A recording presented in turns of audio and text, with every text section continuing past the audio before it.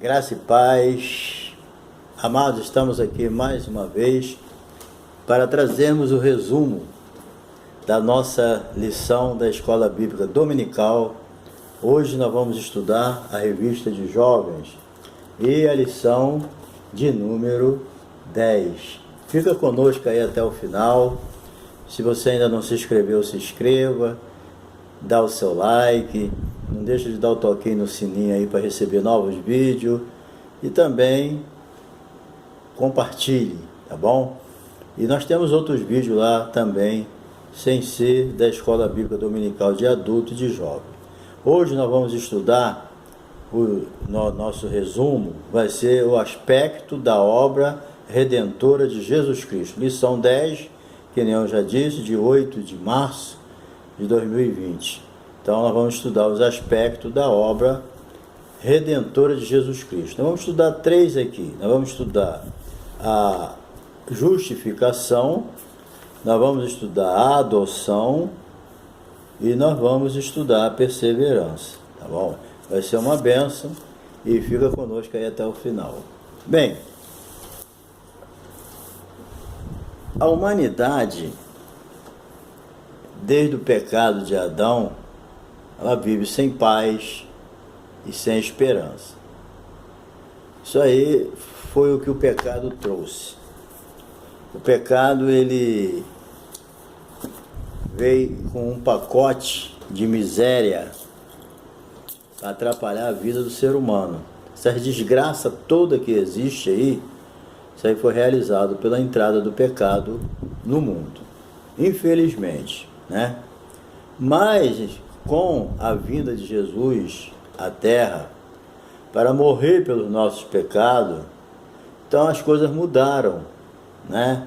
A condenação foi retirada para quem quer e nós somos justificados, porque a justificação ela foi concedida ao ser humano. Aí você vai dizer, então a salvação é universal, todo mundo vai ser salvo? A vontade de Deus seria essa, que todos os homens, a Bíblia diz que é a vontade de Deus que todos os homens se salvem e cheguem ao pleno conhecimento da verdade. Mas infelizmente a maioria da humanidade não quer saber de Jesus, rejeita ele abertamente, descaradamente, né? Isso deve ferir o coração de Deus. Mas o que ele vai fazer? Ele não vai obrigar ninguém para o céu. Salvação não é um cárcere privado, né? Que a pessoa é obrigado. Não, ninguém é obrigado, não. Bem, então nós vamos ver aqui a primeira bênção é a justificação. Agora, o que é a justificação? Bem, você quando lembra de pensar em justificação, você lembra de um tribunal, uma ação judicial. O que nós vemos aqui? Deus, na justificação, Deus é o juiz. Jesus é o nosso advogado. O diabo é o acusador. E a humanidade é réu. Entendeu? Agora você imagina, numa situação dessa, quando uma pessoa deve na justiça, ele vai lá soltar alguém, o que vai acontecer? Ele tem um processo lá, ele também está devendo, o que vai acontecer? Ele vai ser preso também. Então, para soltar a gente das garras do diabo, era necessário alguém que não devesse nada a ninguém. Alguém que nunca quebrou a lei, alguém que nunca desobedeceu a lei, alguém que estivesse bem com a lei. Porque o juiz aqui, ele é juiz mesmo, é Deus. Então, nenhum ser humano estava apto para defender o outro. Não existia e nem existe um ser humano na terra que poderia ser o advogado diante de Deus pelos nossos pecados. Só Jesus. Então, Jesus, ele estava diante nesse tribunal aqui, que o Deus é o juiz. Jesus estava ali como advogado. Por quê? Porque ele não tinha pecado, ele obedeceu a lei e ele estava em condições de nos defender. Por que Jesus estava em condições de nos defender diante do justo juiz? Porque ele assumiu as nossas culpas. O diabo, o acusador, estava ali apontando o dedo, mas não teve vez para ele. E o réu era nós. Mas aí o juiz bate o martelo e dá a vitória para o advogado, Jesus. Jesus é o nosso advogado. Ele ganhou a nossa causa diante de Deus, porque ele nunca quebrou uma vírgula da lei. Ele obedeceu a lei de uma forma completa. Agora, qualquer um de nós que fosse lá soltar, nós estávamos presos, porque nós devíamos. No tempo do Novo Testamento, a pessoa quando pecava, quando era preso, estava lá escrito lá na porta da cadeia, todos os erros que ele cometeu, que levou ele a ser condenado. O que Jesus fez? Foi lá na cadeia, tirou tudo que estava escrito contra nós, ele pegou e jogou fora. Ele assumiu tudo. Certo? Então, a lei, ela teve a sua relevância, né? Ela teve o seu papel pedagógico, mas a lei não pode salvar. Entendeu? A lei pode fazer tudo, menos salvar. Ela acusa, errou, já era, mas ela não pode salvar. Ela teve o seu papel relevante, pedagógico, mas ela não pode salvar. Entendeu? Ela só observa o que você fez errado. Se você não fizer nada errado, ela nem te conhece. Mas se tu errou, já era. Entendeu? Então, graças à justificação, somos declarados justos. Sendo perdoados, não temos mais dívidas a pagar. Deus bateu o martelo. Está justificado, declarado justo e acabou. Deus nos declarou justo. Certo? Então não tem para o diabo mais ficar acusando aqueles que estão justificados por Deus. Justificado por mediante a fé, temos paz com Deus. Nós aceitamos o sacrifício de Jesus pela fé. Acabou o assunto, entendeu? Agora, a certeza da nossa justificação, primeiro a gente tem que entender o seguinte: depois que Deus nos declara justo, Ele nos aceita como se nós nunca tivéssemos pecado. A justificação é uma coisa séria. Agora, a ressurreição de Jesus, ela é a garantia de que nós somos justificados mediante a fé no sacrifício de Jesus. Entendeu? A Bíblia diz que se Jesus não tivesse ressuscitado, seria vã a nossa fé. Toda a nossa sustentação está na ressurreição de Jesus. Se Jesus morresse e não ressuscitasse, não ia resolver o nosso problema. Entendeu? Porque ele ressuscitou pelos nossos pecados. E ressuscitou para a nossa vida. Hoje nós vivemos pelo poder da ressurreição de Jesus. Entendeu? Então a Bíblia diz que em Cristo, que se Cristo não ressuscitasse, seria vã a nossa fé. Bem, nós temos aqui Romanos 6,7, 1 Coríntios 4,4,5, Romanos 4,25. Vamos ver aqui a operação da justificação em nós. A Bíblia diz o seguinte: o justo viverá da fé. Não tem jeito. Em todas as situações, até aquilo que eu não entendo, que Deus fez por mim, eu aceito pela fé. Há muita coisa na vida cristã, na Bíblia também, que a gente não entende. Mas isso aí não muda nada, porque eu não entendo, mas eu confio em Deus. Eu sei que Ele vai fazer justiça. Eu sei que Ele nunca vai errar. Eu sei que Ele é correto. Então eu não entendo, mas aceito pela fé. Porque eu sei na mão de quem está. Tem pessoas que parecem que desconfiam de Deus. Ele quer entender os mínimos detalhes para poder aceitar. Eu estou falando aqui com vocês pelo sinal da internet. Eu não entendo como é que funciona o sinal. Aí eu não vou usar o celular, não vou usar nada porque eu não entendo, eu vou esperar entender. Sabe quando é que eu vou entender? Nunca. Eu não vou estudar sobre isso. Então, eu não entendo, mas eu uso. Quero lá saber. E por que as coisas de Deus, aquilo que eu não entendo, eu não aceito? Por quê? Eu tenho que aceitar. Porque o beneficiado vai ser eu. Não é Deus. Deus continua Deus. Eu aceitando ou não, Ele é Ele. Agora eu não, eu para me ser beneficiado, eu tenho que aceitar as coisas de Deus, entendendo e não entendendo, mas aceitando e sabendo que Deus é fiel. Entendeu? Então, o justo viverá da fé. A justificação, ela não é um processo, ela é um ato. De uma só vez, Deus nos justificou. Então, a justificação é isso. Nós fomos declarados justos e de uma vez só. Não é um processo paulatino, não. É uma coisa feita de uma só vez. Então, outro detalhe importante é que não existe mérito em nós. Apenas a misericórdia de Deus.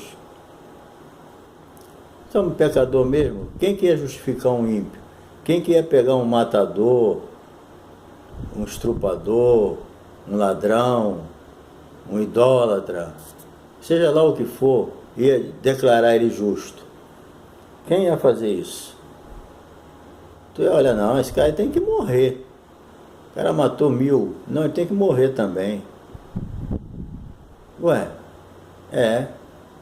vou declarar uma pessoa dessa justa? Justa de quê? Aí que eu digo, a nossa justiça é de Deus. Nós somos justificados pela justiça de Deus. Não existe mérito em nós para nos justificar. Não adianta alguém fora de Jesus querer se justificar com Deus. Não vai conseguir, não existe mérito em nós. Nós fomos justificados pela fé, porque acreditamos que Jesus tomou o nosso lugar. E nós tomamos o lugar dele. Entendeu? Todas as bênçãos de Jesus vêm para nós. E toda a nossa maldição foi para Jesus. E ele cravou na cruz.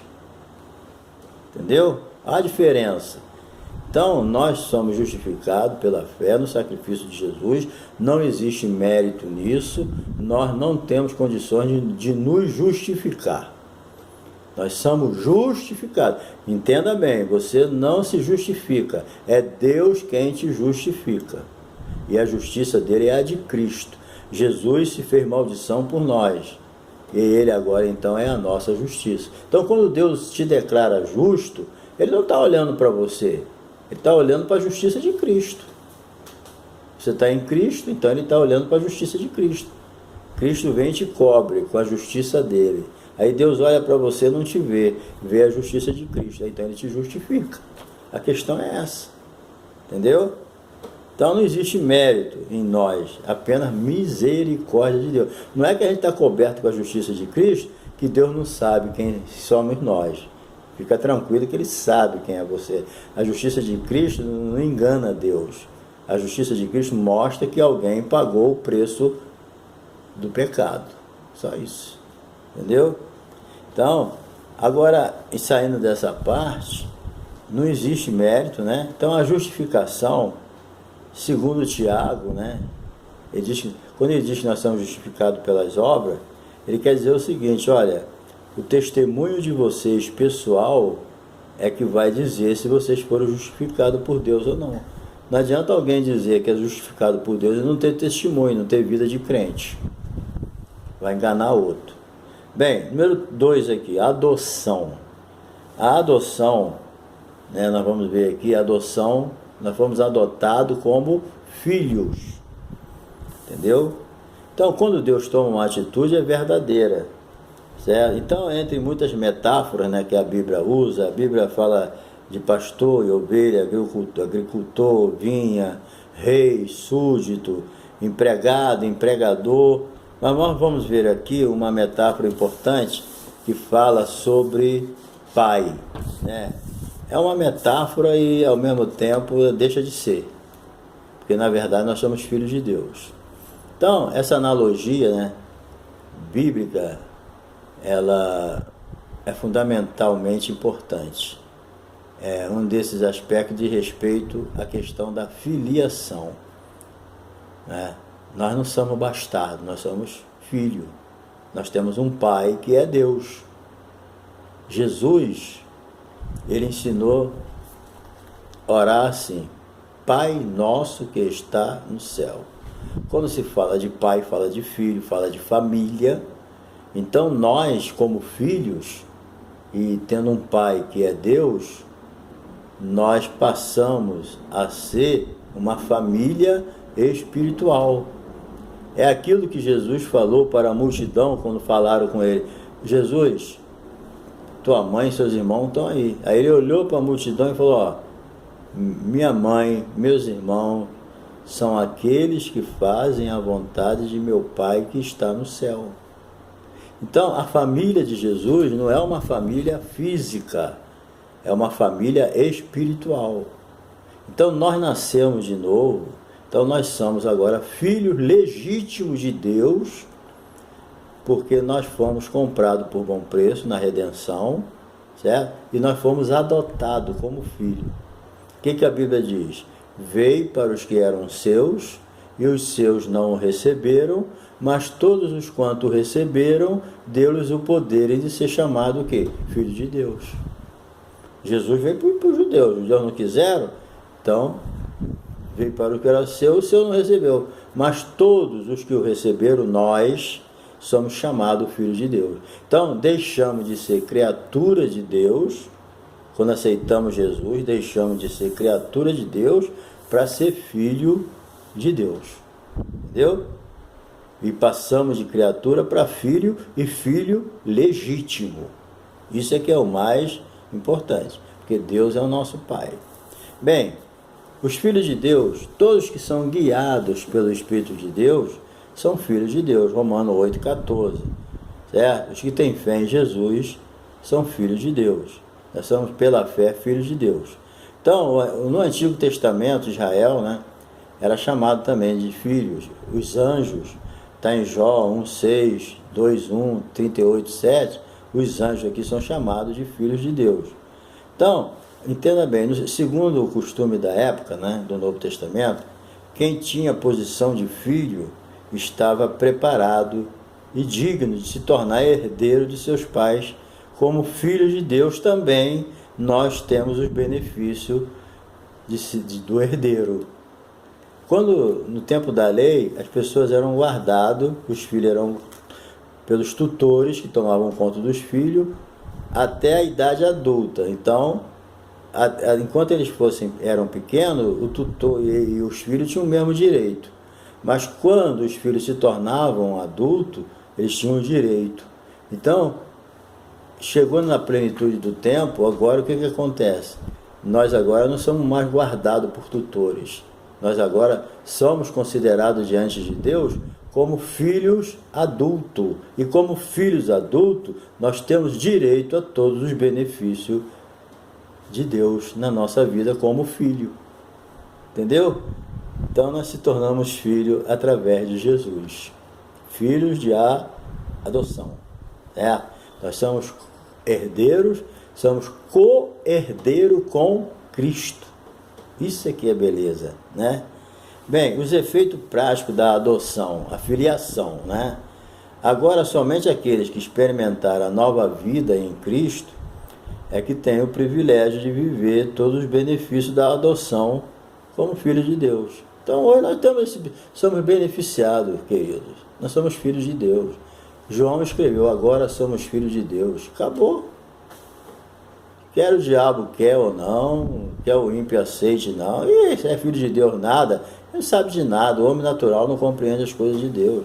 Nós não somos filhos de Deus pelo nosso mérito, não. É pela fé na pessoa de Jesus, naquilo que ele fez, né? Então, agora somente aqueles que experimentaram a nova vida em Cristo têm o privilégio de viver todos os benefícios da adoção como filhos de Deus. Como filhos também estamos sujeitos à disciplina. A Bíblia diz que não há filho que o pai não corrija, né? Então, a Bíblia diz que Deus corrige a quem ama. Quando ele nos corrige, ele está tratando como filhos.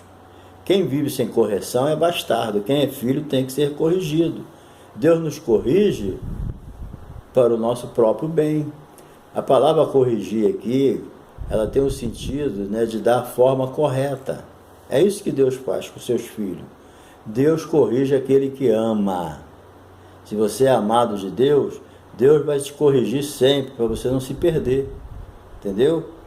É isso que a gente tem que entender. Como filhos, estamos sujeitos à disciplina do Senhor, corrigido, entendeu? E entender que fomos adotados, nos tornando filho legítimo.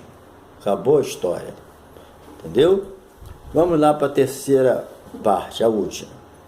Bem, perseverança, segurança da salvação. Isso aí traz algumas polêmicas, né? Que segurança temos em relação à nossa salvação? Bem, é possível perder a salvação? Alguém que já nasceu de novo pode cair da graça? Bem, vamos abordar esse assunto pelo lado positivo, né? Segundo traz o autor aqui da lição. Enquanto a gente estiver ligado na videira, estamos salvos. Entendeu? Não tem como não ser salvo ligado na videira. E não tem como ser salvo desligado da videira. Não tem como. Alguém pensa que vai ser salvo fora da videira? Não tem como. Então a salvação é aquela que Jesus falou, tem que perseverar até o fim. Aquele que perseverar até o fim será salvo. Então a salvação ela não é um cárcere, da qual nós não temos opção de sair, somos obrigados a ficar ali. Não, ninguém é obrigado a ir para o céu. Certo? Vocês sabem que muitos rejeitaram e muitos estão rejeitando. Então a gente tem que manter a nossa vida de vigilância, não se arriscar em se afastar do Senhor, porque muita gente foi dar uma voltinha e não voltou mais. Temos que tomar muito cuidado, gente, certo? Nem todo mundo volta. Eu conheci pessoas que eram crentes, mas deu lugar ao diabo e não voltou mais. Morreu sem salvação, morreu enterrado no pecado. Não vamos julgar, mas sabe, né, gente? A gente convive com as pessoas, a gente sabe que a pessoa não queria mais nada com Jesus. Então ele não era salvo. Bem, a Bíblia não diz isso, não. Tragédia da queda. A salvação, infelizmente, pode se perder. Lê lá Ezequiel 33, versículos de 11 a 16. Ela deixa bem isso claro, bem claro mesmo, entendeu? O desejo eterno de Deus é que ninguém se perca. É da vontade de Deus que todos os homens se salvem e cheguem ao pleno conhecimento da verdade. É o desejo eterno de Deus que ninguém se perca. A vontade de Deus é salvação, não condenação. Tito, capítulo 2, versículo 11. Deus não quer condenar ninguém, é salvar, mas a pessoa não quer. Vê a batalha que Jesus tinha com os religiosos da época. Que batalha! Jesus enfrentava uma batalha terrível. Eles chegaram a chamar Jesus de endemoniado, beberrão, amigo de pecador, que quiseram e conseguiram matar Jesus, de ódio, de inveja, e eram os religiosos da época, né? Bem, a salvação, não por mérito, ela está condicionada ao meu relacionamento com Deus. Não tem como eu ser salvo se eu não tiver um relacionamento com Deus, com Cristo, através de Cristo, né? Jesus é o caminho, Jesus é o mediador. Não tem como eu chegar a Deus fora de Jesus, não tem outro caminho. Qualquer caminho leva à venda, mas para o céu só Jesus. Bem, o texto como Gálatas 5, 4, 1 Timóteo 4, 1 e 2, 2 Pedro 1, 10, 3, 17, Apocalipse 2, versículo 4 e 5, mostra que haverá um grupo que, apesar de ter experimentado todos os benefícios da salvação, eles vão optar por se desligar da comunhão com Deus. Entendeu? Muitos experimentaram.